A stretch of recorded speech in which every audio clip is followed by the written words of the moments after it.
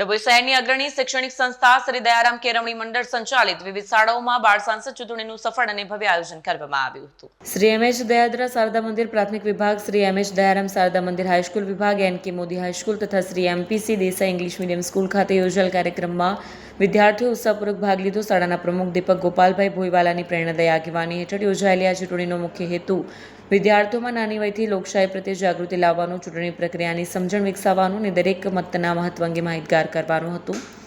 આ સમગ્ર કાર્યક્રમ શાળાના આચાર્ય વણકર સાહેબ, રીતેશભાઈ આચાર્ય, આશાબેન કાપડિયા તેમજ જયશ્રીબેન ગજ્જરના માર્ગદર્શન હેઠળ સફળતાપૂર્વક સંપન્ન થયો હતો।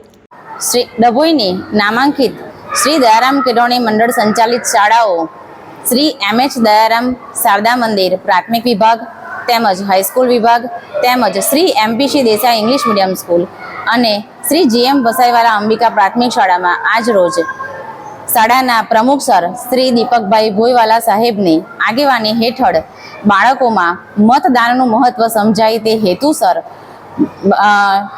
બાળ સંસદ ચૂંટણીનું આયોજન કરવામાં આવ્યું હતું।